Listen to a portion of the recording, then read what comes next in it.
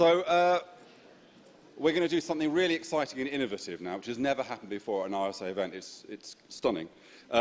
Tony, in a moment, is going to come up and tell you who he is, because he's got such an incredibly complex job title, I can't remember it. He's then going to pass to me. I'm going to introduce Helen and Steve, who are going to respond, but so flexible are they, and so well briefed are they on what the Secretary of State was going to say, that they're going to respond before they've heard the speech. And then when the Secretary of State arrives, the Secretary of State is going to give the speech, which you'll already have heard half a response to. So you'll be in a very good position. You can kind of, it's like a comedian when you already know the jokes. You come out, you shout out and interrupt. And then the second response will come after the Secretary of State. It all depends when he arrives. But this way, we'll get the conversation going rather than you just sitting there. So we're trying to be as flexible as we can. Tony, why don't you come up and set the event in context before I introduce Helen and Steve. Thank you, Matthew, and good evening, everyone. I'm Tony Burton, and I'm the co-chair of the Defra Civil Society Advisory Board. Okay, I'll be testing you on that later. And my fellow co-chair, Tom Flood, is in the audience, as are a number of other members of the Advisory Board. We're a small group of people appointed by ministers to be a bit of a conscience for communities and civil society and social enterprises and the voluntary and community sector in what Defra does. And so we're delighted that at our behest, the Secretary of State has decided to give what we think is the first speech by an Environment Secretary on the role of civil society in the delivery of Defra's agenda. And Defra's agenda is, well, it's really important. It's about the quality of the air we breathe, the food we eat, the water we drink. It's about the cleanliness of our streets. It's about the beauty and the bounty of nature. It's about the diversity of our countryside. So it's perhaps not surprising that civil society is passionate about it, because people really, really care about these things. And at a time when governments are spending less, governments are doing less, and people really want to do more and have more of a say about what's going on in their area and more say over their lives and the destiny of their environment, we think this is the right time to reboot and rethink the relationship between government and civil society on the environment, and that's what we hope we're going to do this evening. So thank you, and we look forward to the debate, however it's structured. Thank you. Very good. Thank you, Tony. OK, so we're lucky to be able to welcome two of the kind of towering figures of civil society.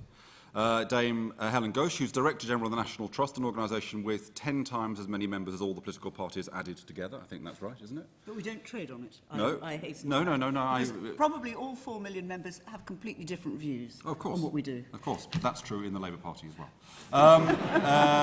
And then we'll be welcoming Steve Wyler. Steve Wyler, OBE's Chief Executive of Locality, a nationwide movement of community organisations ambitious for change. Is there another organisation that's not ambitious for change? No. So we'll be hearing from Steve. So we'll hear from Helen. Helen, you've got 5 minutes, and I'm going to let you have your 5 minutes, regardless of whether or not the Secretary of State turns up. Go for it, That's very kind. Let's welcome Helen.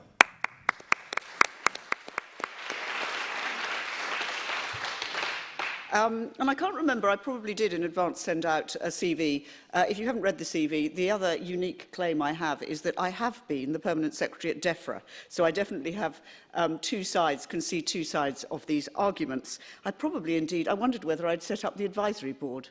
Francis, I can't remember. Anyway, I can see both sides, but now I am firmly Director General of the National Trust. I wanted, rather than get stuck down into the mechanics of exactly when who's consulted and so on, I wanted to just raise our sights a bit about what is this all about? Why is the relationship between government and civil society so important to us? About a couple of years ago, my husband and I sat down one evening and watched a marvellous programme, I thought it was marvellous, on BBC 4, called, I think, The Secret Life of Motorways. In fact, it was a series of 4 programmes, don't know if anybody watched it, and it started off with the bright new dawn of the M1 in 1960, someone who's older than me can remind me when they were as old as me, in the early 60s, and you had the minister cutting the tape, and you had people racing down in their Rovers to see how fast they could go on the M1.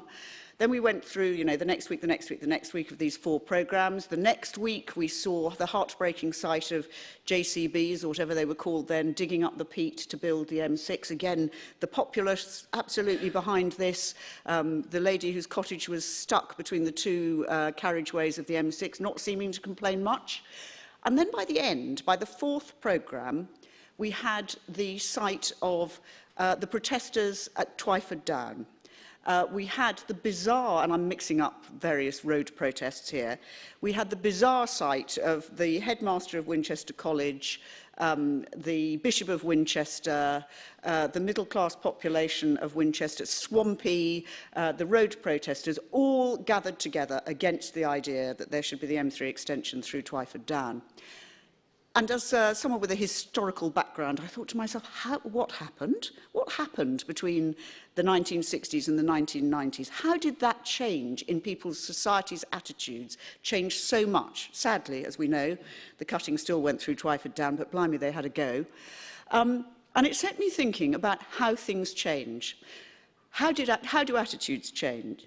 And I am a profound believer that for things to change, ideally for the good, you have to have that perfect combination, of players. If you think about attitudes to roads, it's a bit about individuals, it's a bit about civil society, it might even be a bit about government, it's a bit about events.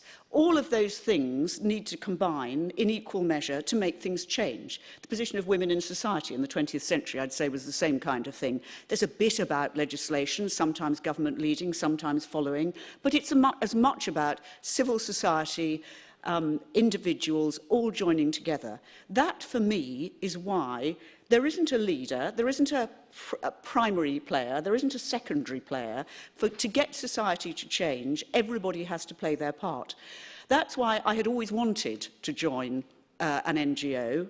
That's why I had looked longingly at Fiona Reynolds' job as Director General of the National Trust, and that's why I was totally delighted that the vacancy arose before I felt I was too tired and old to take it.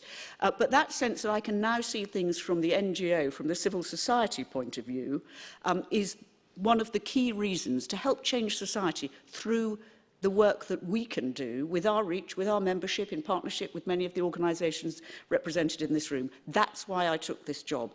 That is why I believe the compact that the government made with civil society was absolutely vital. That's why I, if I didn't set it up myself, fully support the Civil Society Advisory Board that Defra set up. But it's got to be real. And I am absolutely convinced that if that partnership is going to work, it's got to be a partnership of equals, because we all change society together. It's got to be involved. Civil society has to be involved at all stages in what I would call the policy wheel. What's the problem we're trying to solve? What are the options for solving it? What are the mechanics? What are the practicalities of what we do? Did it work? If it didn't work, how do we make it work better next time? So any advisory group has to be involved in all 5 phases. We believe at the National Trust, larger an organisation though we are, in working in partnership. We've got some really good examples of how we're working in partnership, not only with other NGOs, but also with Defra, for example, on flood catchment, on water catchment schemes, and in the work on ash dieback. We're very, very concerned and keen that that kind of continued dialogue goes on in some other areas, absolutely key to us. The future of policy on bovine TB, the future of CAP policy, the issues around marine conservation zones, all of those things. For us, the debate has to be a genuine one. It has to be, as I say, at all points in the policy-making cycle, because it's only together, government and civil society and all the other players, that we can make the right choices and change society and the environment in the way we believe. Thank you very much. Thank you, Helen.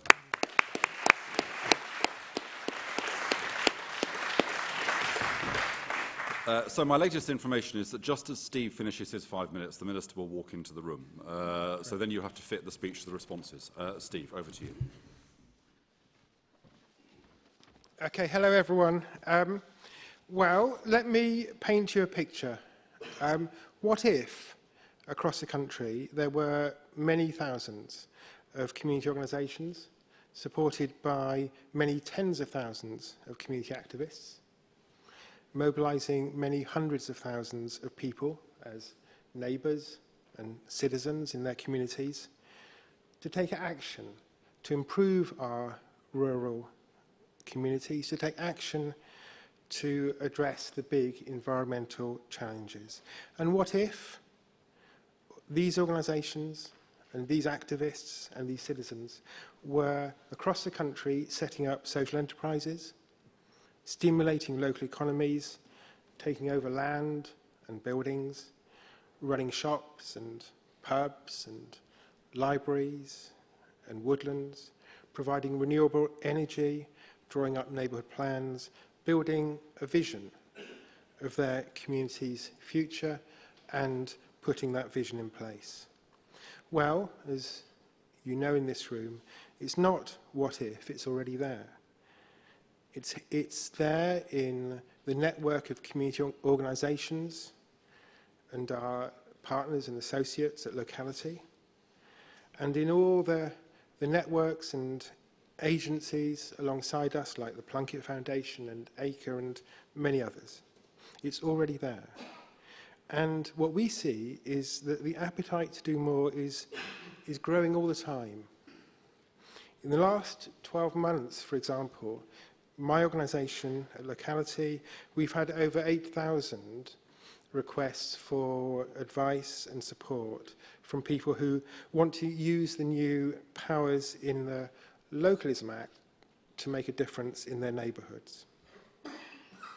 So I believe that the resources and the resourcefulness in civil society is much too important to be sidelined, and that therefore the question is not whether Defra should rethink its relationship with civil society organisations, but how and how far the Minister, Matthew, I'll treat you as the Minister, yeah? How far you, the Minister, and your department are prepared to go. I would encourage you to be ambitious and not just to recreate the Civil Society Advisory Board for Defra, but to create a body and a way of working that goes to the heart of Defra's operations and can shape its agenda, not simply respond with advice as an afterthought. Now, I understand that Defra want to be seen to be a pioneer within government. I suppose all departments do in some sense. And I believe that there are other examples to learn from. In the Department of Communities and Local Government, DCLG, there's a partnership board. The chair of the partnership board is jointly held by myself, representing civil society organisations, with the senior official, the Director General in that department. We have decided to develop a joint agenda under the theme of communities in control. And please note, this is communities in control, not community consultation, but control of resources, of decisions, of their future. And in this partnership board, what we're trying to do is to shape policies within the department at the outset. So we don't hear about things when they've already been decided, or at least that doesn't happen too often. The ministers in that department don't just receive advice from their officials, they are increasingly receiving joint advice from third sector organisations, civil society organisations, and the officials working together. And this is a fairly challenging and a very different way of working for that department. But nevertheless, I think an important experiment. So my encouragement, my challenge, if the Minister was here, would be to ask whether Defra is prepared to take a similar approach. Is the Minister prepared to give civil society the opportunity to shape the agenda with the Minister, with the department? Not simply an advisory role, but in effect putting civil society with the Minister and with the officials in charge of the department.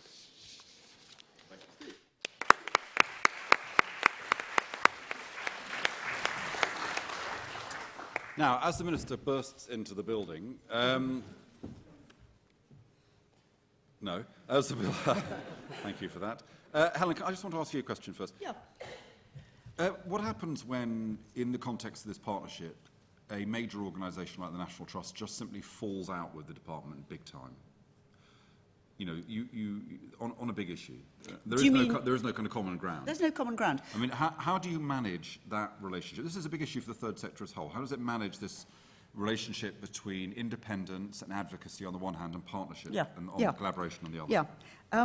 Let me take a current example, which I'm trying to think of a good example that answers your question. I mean, my view is, and in a sense... I mean, a recent one would have been privatisation of the forests. I wasn't in the National Trust. No, but that's an example of an issue where you're I believe that we should never forget, as civil society organisations, as NGOs, as a charity, that we're here to do our job. You know, our job, my job, is to protect special places forever for everyone, and we should be absolutely unashamed about doing that thing and distinguishing ourselves where it's appropriate from what government is doing and government policy.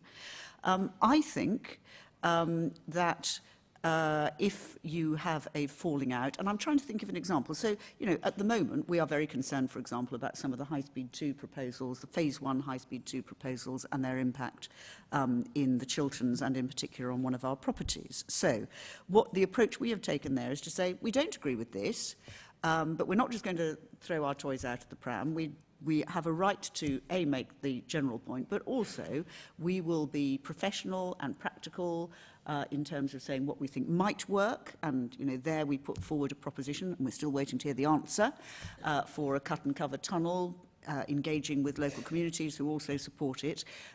So I think if you take that kind of example, it is absolutely true sometimes, and the National Trust did this with the National Planning Framework, we just said no, no, and we want to see the changes, and it's no, no. I think with a number of issues is about showing that you're still professional, you have the right to object because that's your job as a charity, and trying to find the advantage for your organisation when you can find it. And does it mean sometimes reining in the more militant of your activists because they threaten to turn a disagreement into it becomes more personalised, it becomes more bitter, and therefore it becomes more difficult to maintain dialogue on the other issues?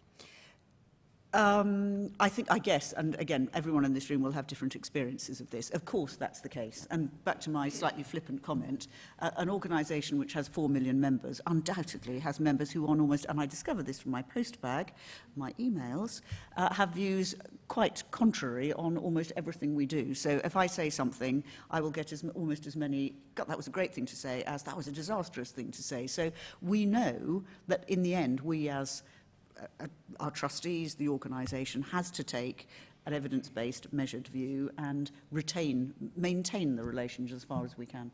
Steve, can I ask you a similar question, but at a micro level, which is that the model of community organisers is often seen by people as kind of around protest, around resistance, people organising because stuff's being done to them. But on the other hand, the kind of model you were talking about, which is people coming together to find solutions, to create things. And I've heard it argued that it's actually very difficult to move a group from mode 1 to mode 2. What's your kind of view in terms of your experience of community organising? Is that true? Are they very different modes of organising? I think as a general rule, we adopt the slogan, never criticise without a solution, and never give praise without a challenge. And that comes through from many parts of the things we do. So yes, one of the things that we're doing is running a programme to recruit and train 5,000 community organisers. And what we found, it starts with listening. It starts with listening in communities and not bringing an agenda, but finding out what people themselves might really care about and want to take action on, and getting behind them and allowing them to do it their own way. And what we find is, as you might expect, there is an absolute mixture of anger and protest and frustration, and people needing to find a way to express that. And some of the community organising is about bringing people together, sometimes in really quite large numbers, to exert pressure and a challenge. But people also want to make things happen positively, and we find that again and again. So people are doing community cleanups or setting up social enterprises or taking a piece of derelict land into community ownership or whatever it might be. So there's always both sides of it. I actually don't think that there are two modes that don't fit well together. I think people can move from one to the other. In fact, if you only stick in one, you're probably not going to make much change. What I would say, though, is, and responding to the larger question that you asked Helen, is that there will always be disagreements between civil society and government. There always will be. I mentioned earlier that we have developed this theme of communities in control in government in the communities department. What happened there was that the officials produced a paper on what they thought communities in control meant, and the civil society organisations produced a parallel paper on what we thought communities in control meant. And we put the word out to community groups as well. So we had people from all over the country contributing to it, and some of them were very vociferous and challenging indeed. And we decided that the only way forward was to present the whole picture to government and have an honest and perhaps a bit more grown-up debate about what that picture was. And the officials initially said, you can't possibly present that to ministers. People were saying, communities in control in our neighbourhood, you must be flipping joking, but they didn't use the word flipping. And we had a debate and a discussion, and of course that is where you make progress, through that tension, through understanding different positions, and I think that is the way forward for this department too. Okay, so thank you very much, Steve. We're delighted to be joined by the Secretary of State. Thank you for rushing over here. As I think Helen has just whispered to you, you've already been responded to. Oh, here's another note. And delightfully, you can stay now till 7, so we can hear you for 10 minutes and still go back to our kind of Q&A format. Let me summarise what they said in 1 minute before the audience scream, no, shut up. I think what they said was this, both of them. Well, what Helen said was that real change always involves a combination of state, individual and civil society. So, of course, there needs to be a relationship between government and civil society, because unless you have the relationship, it's very hard to achieve change. Steve said, actually, civil society is already at the vanguard of making change happen and strengthening rural areas and strengthening communities. So, to coin a phrase we don't hear very often, or very often nowadays, the big society is already out there, and it's very big and it's very social. And I think they both actually agreed that the challenge is that your Civil Society Advisory Board really needs to have the ambition of moving into being more of a partnership board, that you need a partnership model of policy making and a partnership model of delivery, that there is some good practice in DCLG that you could copy in that regard, and that this notion, therefore, of civil society engagement is not so much a kind of nice to have at the edge of policy making, but it's actually rather a subversive idea about a different way of thinking about government. So that's how they've responded to your speech. Now please welcome the Secretary of State.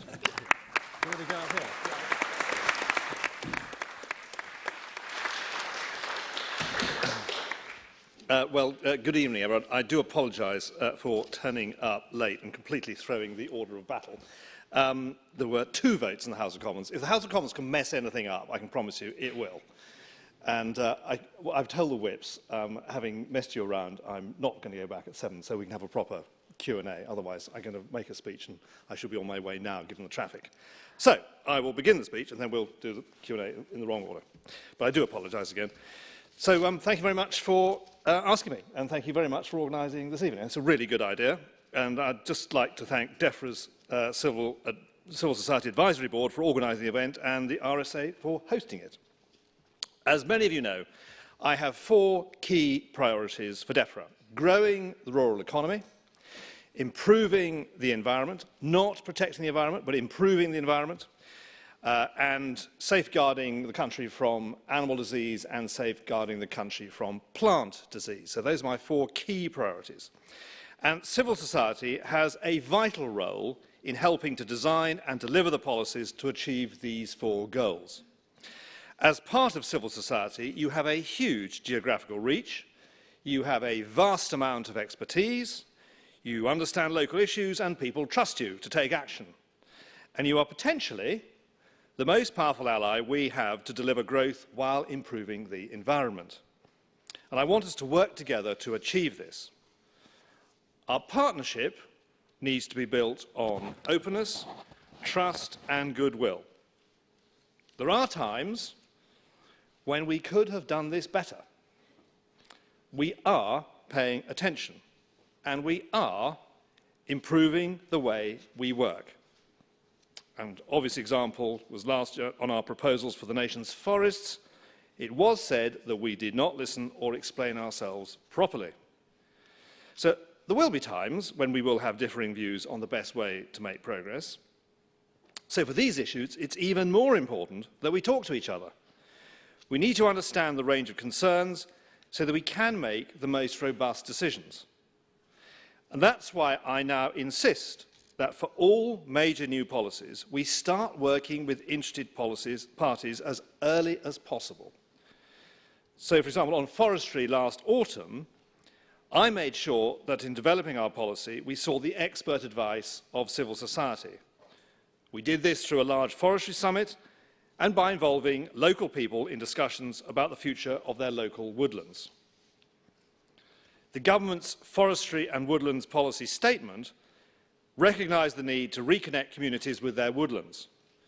The Forestry Commission has been working on this with civil society, and this has led directly to the formation of the Woodland Social Enterprise Network, which is now taking forward development of the pilot project.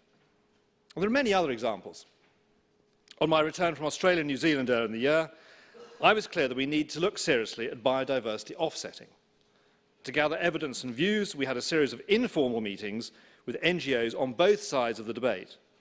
And I've also been to see pilots in the UK for myself, such as the Wrighton Pools Country Park in Warwickshire. As a result, we've just launched a green paper that is a genuine consultation. I really want to hear from a wide range of individuals and organisations, and I want to get as much evidence as possible before taking a decision. There are many examples of Defra and its network working innovatively and successfully in partnership with you. Sometimes, the most effective way for government to empower you is for us to get out of your hair. The best example of Defra employing this approach is the establishment of the Canal and River Trust in July 2012. We transferred the functions, assets and liabilities of British waterways in England and Wales to a charitable body, the Canal and River Trust. This gives users and communities a much greater involvement in managing their waterways while improving their long-term financial sustainability. The Trust has had a most successful first year, including the recruitment of more than 450 volunteer lock keepers, 17 community canal adoptions, and over 29,000 volunteer days. So in my own constituency in North Shropshire, I've seen the incredible impact that this can have. The Montgomery Canal is being improved by volunteers who travel from all over the West Midlands at the weekends to restore this historic waterway. Sometimes the focus will be on improving communication and raising awareness. An excellent example of this is the If They're Gone campaign, which I launched in March this year. The campaign highlights the threats posed to 4 iconic endangered species: rhinos, elephants, orangutans and tigers. It involves more than 20 wildlife organisations, zoos and safari parks. It'll provide the public with information on the plight of these species and give practical advice on how people's decisions can help save these majestic animals from extinction. Sometimes a successful partnership depends on civil society mobilising resources at the local level, for example in the Big Tree Plant. This is supporting communities to plant 1 million new trees, often in areas of urban deprivation. Working with local organisations has been fundamental to the ongoing success of the project. The Tree Council and others have raised significant amounts of match funding, almost double the 4 million made available from government, and they provided routes to a huge range of community groups. They've helped to ensure the grant application process remains fair and robustly monitored. And frankly, without this extensive partnership working, the Big Tree Plant simply couldn't have happened. I'm particularly pleased with the way we're working together on tackling irresponsible dog ownership. Defra funding helped the RSPCA, the Dogs Trust, Battersea Cats and Dogs Home to run community projects on encouraging responsible ownership.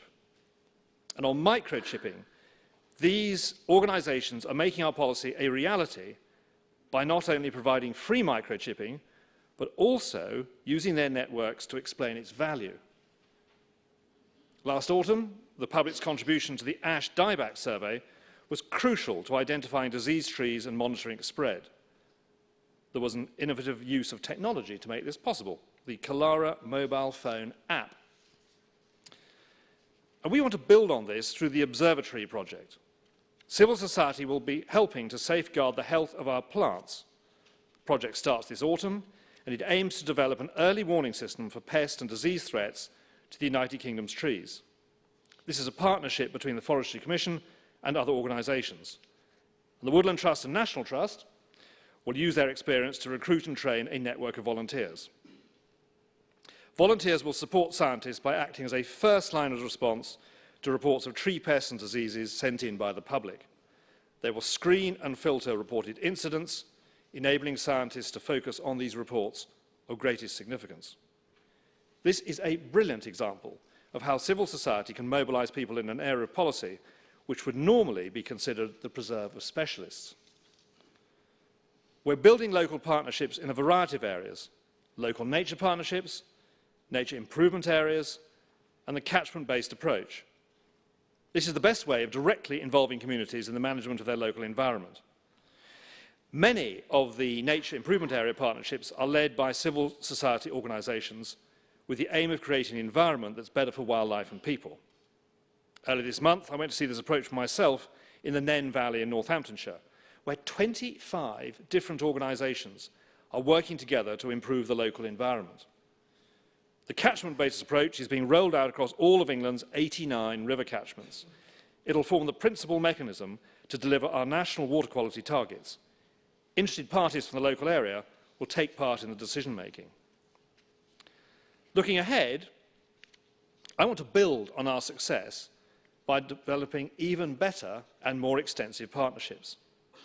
We need to change the culture of both Defra and civil society. And on both sides, I believe the change will be for the better, but the demands and impacts of the change need to be recognised and managed. Our mindset should be that partnership with civil society is critical to the successful delivery of our policies. The Department should consider the use of partnerships when developing new policies and programmes, and that will not be applicable in all cases, but the range of delivery options should always include working with you. This will require us to embed the spirit of the Compact, the agreement relaunched in 2010 between central government and civil society, more systematically within the Department. So, every Defra official will be sent the text of this speech with a message from Bronwyn Hill, Defra's Permanent Secretary, underlining the importance of partnership working. Guidance on effective cooperation is being prepared by Defra's Civil Society Advisory Board and will be shared with staff. The Civil Society Advisory Board has been our active link with civil society since it was established in 2009, and I'm very grateful to the board for the support and advice it's generously provided. In line with Cabinet Office regulations on advisory bodies, the board's lifespan is time limited, and it will be wound up in March 2014.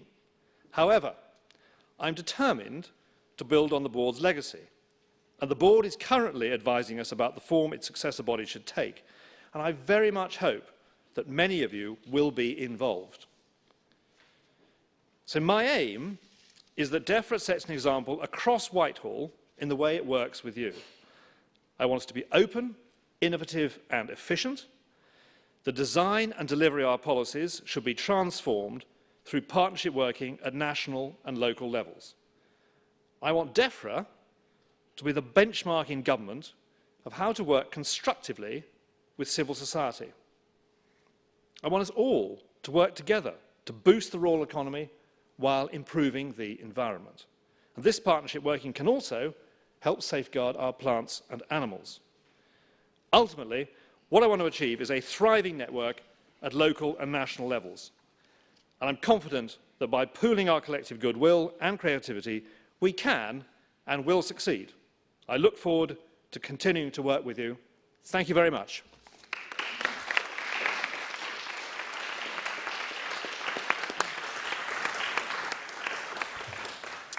Thank you, Owen. Okay, so we're going to use our time well. I'm going to take a variety of questions and comments, and then I'm going to invite the panel, when we've heard a few questions and comments, to respond, maybe a minute each from Steve and Helen, and then back to the Secretary of State.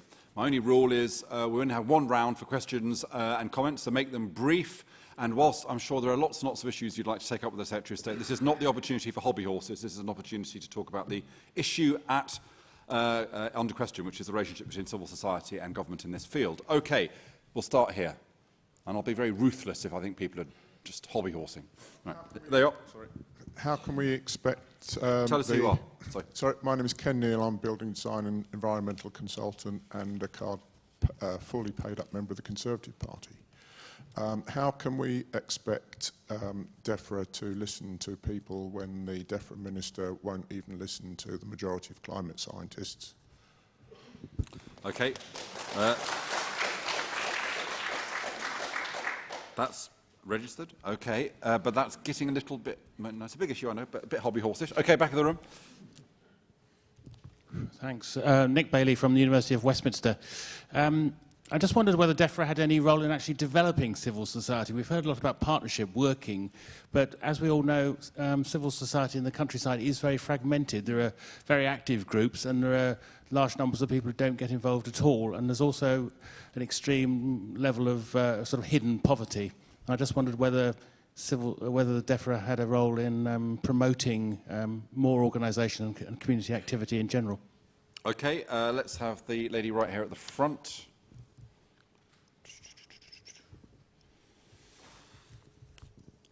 Thank you. Pauline Buchanan-Black, Chair of the Big Tree Plant Partnership Board. Thank you for the kind words, and also Director General of the Tree Council. I want to link something that Steve said before you came in the room, which I will tell you what it was so that you're not blinded by it, which is that he wanted to ask, is the Minister prepared to take a similar approach to that which is taken in DCLG by putting civil society at the centre of not just delivery but also design? And you mentioned at the end design and delivery, and what I'm interested in hearing about is how you will use the compact, which you mentioned, and I should say the Civil Society Advisory Board arose out of the old compact group, in order to empower what civil society organisations can do and how they can influence that policy making at a much earlier stage and proof it perhaps against some of the pitfalls that might arise. Okay, I think I'm taking the gentleman in the yellow tie. Yep. Thanks very much. David Bowles, RSPCA. Minister, you very kindly referred to our project that Defra co-funded, which I think is a perfect example of using Defra funds at a community level.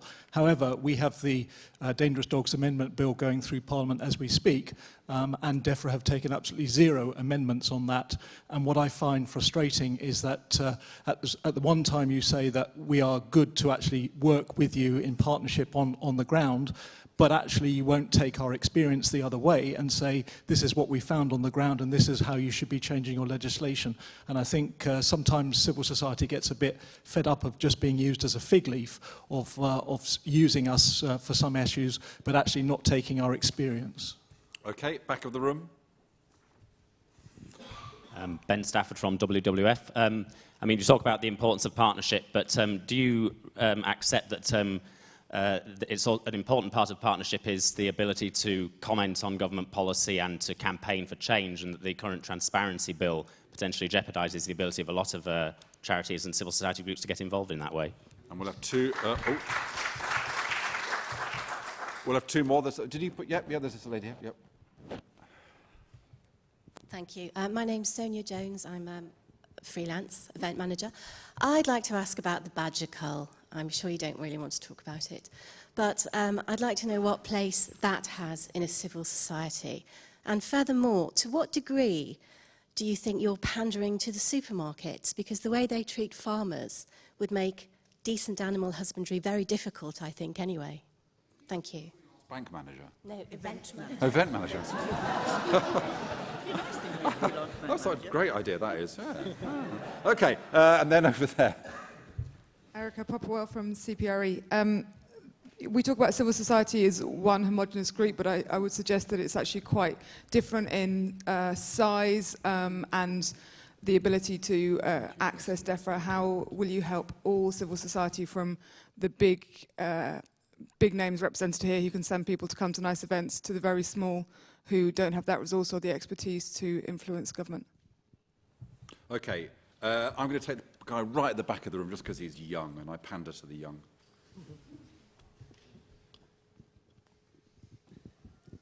Thanks very much. Guy from Friends of the Earth. I have a question which relates to civil society and flooding. It seems to me that the amount of the cuts that have been suffered by flood defences under this current government, is this a kind of indication of the role that you see civil society as playing, as having to take up the slack that when Defra exits the scene in terms of providing extremely important flood defences to the country? Okay. Classic big society question. All right, there's a lot of questions there, and I'm sorry for all those people whose hands I didn't take, but I'm going to ask Steve to pick 2 points and answer them in one sentence each. I'm going to ask Helen to do the same thing, and then back over to you, Secretary of State, to choose. We won't be able to answer everything, but choose a few key points. Steve. Okay, I'd like to build on what I said before you came, Minister, and you picked this up. How to put civil society at the heart of the department. I think the examples you gave were terrific. It shows the importance of civil society in achieving the department's agenda. Without civil society, you won't achieve it. So the real question is not how, not whether, but how and how far to go. The compact is fine, but it doesn't go very far.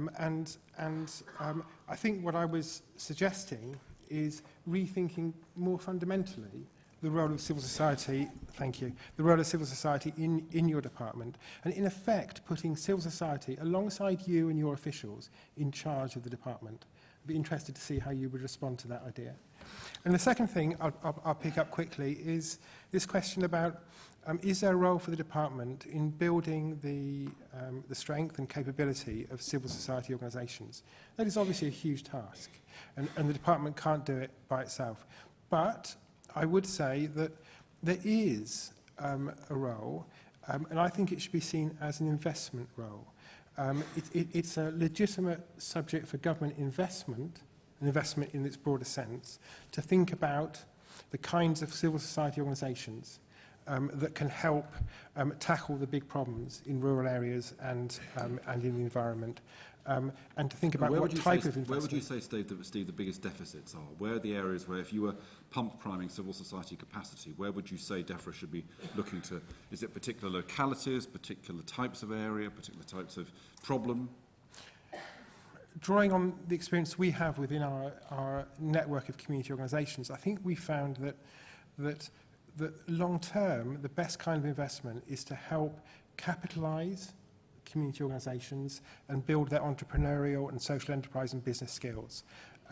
And I think Defra has a part to play in that. Very good. Helen. My 2 points, or that struck me in the debate, Secretary of State mentioned that we have to, civil society has to change its culture too.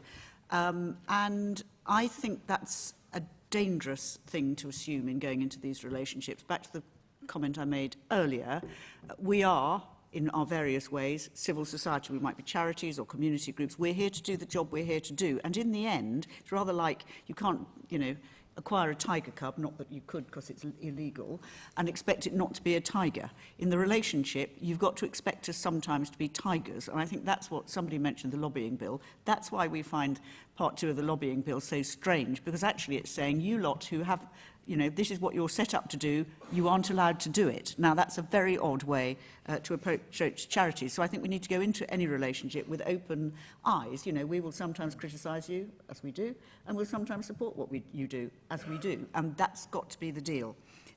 The second thing, I don't know what the answer to this is, and I think we all have to be quite grown up about it as civil society. This point about we're not homogeneous, I never know whether to say homogeneous or homogenous, but, most issues with which the Secretary of State deals, he will find there is a civil society group over here and there's a civil society group over there. I had similar experiences, though, Steve, I think I'd have needed your advice when I was working on regeneration schemes in East London in my extreme youth. Somebody would come in saying, I'm the community, and then somebody else would come in saying, no, I'm the community. They're really, this sense that there is someone you can turn to and say, we're civil society, or we are the community, it actually is very difficult to deal with. So us and the advisory board, I guess, this is where the role for the advisory board, helping the department get that sense of you can be homogeneous. You're not homogeneous, but we can help you formulate, not only formulate, but identify the problem that the policy needs to solve, is a real challenge for all of us. Now, Minister, rather than asking you actually to respond to the individual points, I think I'm going to group all these together, because it's pretty clear what's happening here, which is that you've come here to say, you know, let's have a strong deal between government and civil society. And what the audience is saying to you is, OK, we're interested in this deal, but here's a set of things we'd like to put on the table. Capacity building. We'd like to know that this deal isn't about us filling a gap left by government withdrawal of functions. We want to be involved not just in delivery but in design, and we want you to respect the fact that whilst we'll work with you on all this stuff, we also still need to have an independent voice. That's what I think the polite response is to your invitation to work together. So over to you. Yeah, well, I think that's a good summary, and I hope that that came out of what I said in my speech, that we are not going to agree on everything. That's quite obvious. And what's so fascinating about Defra is that it affects every single human being every day. So the water in this jug, the food you might be about to eat this evening, the dye stuff which dyed your shirt, the material your shirt's made from, the air in the room, the trees outside, everything is Defra. Everyone has a very, very strong opinion about it, which is really good. So we have a massive pool of enthusiasm and potential. We're not always going to agree. In this room, there will be diverse views on a whole range of Defra issues. And we just have to accept that. But what I think we need to do is to have some sort of mechanism, that's why I'm looking for this sort of successor arrangement, that we can tie in. I think what's really important, which I think where it's gone wrong, is where you have not been talked to in advance. So if we look at my latest consultation on biodiversity offsetting, I mean, that I have seen deliver real improvements in Australia. And we've got examples from around the world. It was the #1 proposal from the Ecosystems Task Force. And I'm personally very taken by it. I think it could deliver real benefits. What I think is important to look at, what we've done, you know, since we got back, we've had meetings with quite a large number of NGOs before we published our consultation paper. In fact, we changed the nature of the consultation paper, having had meetings with the NGOs. You know, I've really, really tried to get people involved well in advance, and I really hope it's the consultations go, you will actually respond to that. And I think that is an example of the way to go ahead. So you may not all entirely agree with what we end up doing. I don't know how. I don't exactly know what we are going to end up. You know, it is a genuine consultation. But I'm trying to get you really, really involved at an early stage. So there's significant involvement before the consultation. You want a chance now. And that, I think, is the way to go ahead. And I think that there's a clear contrast with what happened on the forestry schmozzle, which happened before I turned up. So I think genuinely that is the way we should be looking. We're not always going to agree. Someone mentioned the badger cull. So if you look at the polling before the cull started was very crudely less than a third, bit less than a third pro, more than a third anti, and about a third neutral, undecided, don't know.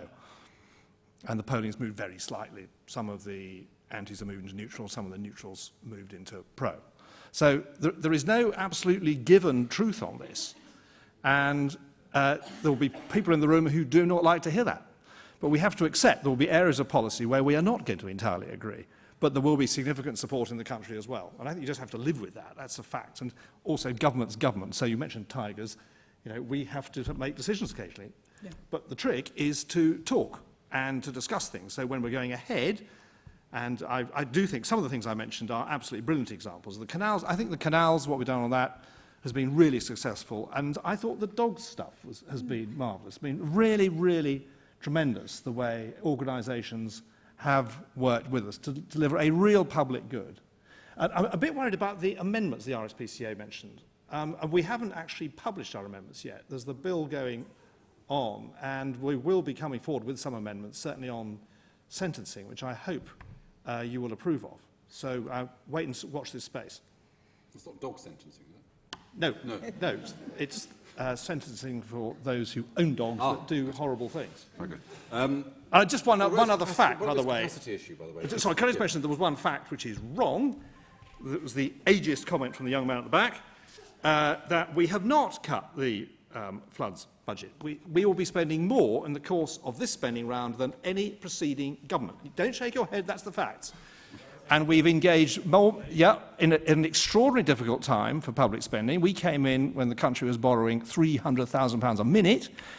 Because of the importance of this issue, we've actually increased the floods budget quite significantly. Now, I'm afraid you can't shake your head. I'm giving you facts. So if you're going to have a dialogue, if I give you a fact, I'm looking you in the eye, you can look at the records, you've got to respect that I'm giving you the truth. So, sorry, what was your question? Final question, then, because we've just finished. What about this capacity building issue? And the RSA, many of the people in the room will be fellows of the RSA, and we support lots of initiatives that RSA fellows take. And a lot of those initiatives are around building social enterprises. And they often start with a group of people who are enthusiasts, but they want to get to the point at which they've got some kind of sustainable funding to think about some kind of social enterprise model, which means that their work can carry on. It's not just it's not just based upon people's volunteering in the short term, but there's some kind of longer term model. Do you think Defra does enough to support civil society organisations working in the Defra space to evolve into, what may be in 30 years' time the next national trust? Yeah, that's a good question. There's such a sort of variety of someone mentioned this, one very good question, was there are so many different local organisations. I mean, there are massive monster national organisations which are really well established, which are obviously represented here, but an awful lot of stuff is done by tiny little groups on the ground, often starting from scratch. And I think what we need to do, and obviously we're looking at the Pillar 2, we're just about to start consulting on CAP Pillar 2, and there'll be a very live debate as to whether we switch 15% from Pillar 1 to Pillar 2. Hands up anyone who's still with me on CAP jargon. It's a very good idea. Please switch 15%. Well, we're 4 minutes over time. We're not turning on to CAP. No, but seriously, there is a real opportunity for you to get involved in that, because there will be a consultation on that, as how much we put into Pillar 2, which involves all these environment schemes and local schemes, which could help bring forward the little seeds which you're talking about might become flowers and eventually become great big oaks. So I think that is something we need to, I'm very keen we get into our Pillar 2 stuff. And I mentioned the NEN visit. That's a really interesting project. There's a basis, it's a catchment area of the NEN. It goes from Northampton, takes in a bit of Bedfordshire and ends up at Peterborough. And it's all around the NEN catchment area. 25 different organisations all working on that. Now, some of them will be picking up pots of Defra money. And that's where, of course, where I'm very enthused about offsetting, because I was there with Stephanie Hilborn, had one of your big NGOs, and made the point that if we could get offsetting going, and if there's a building development within that area in Northampton, or a new road, or a new railway, there would be a significant offset which could give a pot of money, and you would have a real serious 25-year plan to really improve the environment. So you could think really long-term, you'd have a guaranteed income stream. That, I think, would help flush out some of your groups you're talking about. So the 25 different groups there now, as an example, they could get together and sit down and really work out something good, and have plenty of time knowing they had an income stream to really get on with our full support. So I think some of those ideas could help bring on the little ones you're talking about. Because it is a real mix. There's a huge, civil society is a very broad expression. So we're talking massive, well-established national NGOs, and then tiny little volunteer local groups. And really, we want to work with everyone. Great. Well, I think what you've heard from the room is an enthusiasm for the partnership, but they want it to be a robust and challenging partnership. Thank you, Secretary of State, for joining us. Thank you to Helen and Steve for responding before and after. Thank you for asking the questions. I want to thank the person in particular who's been shaking her head so wildly I thought it would fall off. And I'm amazed she hasn't stormed the stage, but she's managed to resist that. I've been worried for the last hour. But so thank you for showing such restraint. Thank you all. Can I just ask you to join me in thanking our panel? Thank you.